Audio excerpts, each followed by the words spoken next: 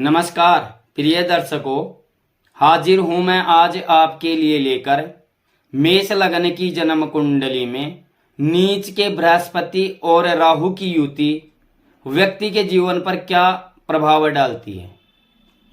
तो जन्म कुंडली, किसी व्यक्ति की जन्म कुंडली में अगर नीच के बृहस्पति हैं, साथ में राहु की युति हो रही है, तो वह व्यक्ति को क्या परिणाम देती है। तो जन्म कुंडली का सप्तम और दसम भाव, जन्म कुंडली का सप्तम और दसम भाव, ये दोनों भाव केंद्र के भाव हैं। और यहां पर देव गुरु बृहस्पति अगर नीच राशि में हो, यानी 10वीं जो राशि है, 10वां भाव है, वह वहां पे अगर देव गुरु बृहस्पति बैठते हैं तो वो नीच राशि में हुए। और साथ में राहु की युति अगर होती है तो इस योग में अच्छाई कुछ भी नहीं है। व्यक्ति के जीवन में हमेशा परेशानियां बनी रहती हैं, मतलब ऐसे व्यक्ति को अच्छाई की उम्मीद नहीं करनी चाहिए। अब एक सीधा सा सूत्र है, जन्म कुंडली का जो सप्तम भाव है वहां देव गुरु बृहस्पति लग्न में दिग्बली होते हैं और सप्तम भाव में दिग्बल से सर्वदा विहीन होते हैं। तो सप्तम भाव तुला राशि हुई, तुला राशि के स्वामी शुक्र हुए, तो वहां पे जो देवगुरु बृहस्पति हैं वो भाई दिग्बली नहीं हुए, दिग्बल से सर्वथा विहीन हो गए, मतलब उनके पास ऐसा कोई बल नहीं है।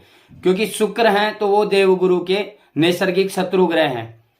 तो उनकी राशि में अगर गुरु नीच राशि में, भाई 10वें स्थान मकर राशि में नीच राशि में होकर बैठे हों, राहु के साथ में युति हो, तो ऐसी स्थिति में यह योग बहुत खराब योग होता है, मतलब बहुत बुरा प्रभाव डालता है व्यक्ति के जीवन में।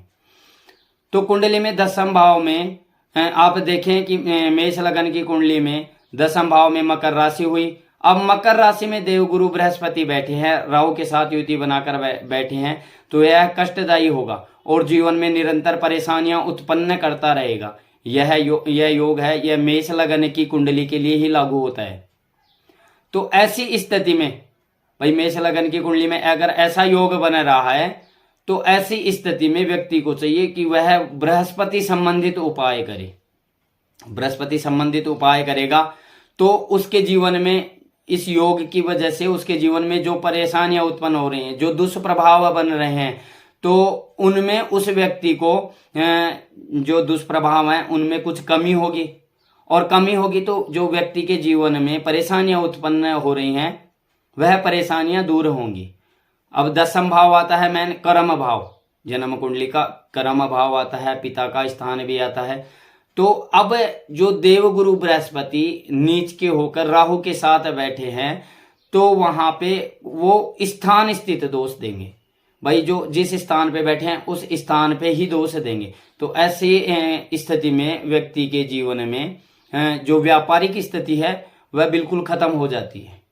तो व्यक्ति को चाहिए कि बृहस्पति संबंधित उपाय करे, ना कि राहु संबंधित। बृहस्पति संबंधित उपाय करेगा और बृहस्पति को बल मिलेगा, तो ऐसी स्थिति में जो व्यक्ति के जीवन की जो परेशानियां हैं वो खत्म होंगी। और जो व्यक्ति चाहता है भाई आगे जो व्यापारिक स्थिति उसकी बढ़िया बनी रहे, तो वो ठीक हो जाएगी, उसमें दिक्कत नहीं आएगी। धन्यवाद।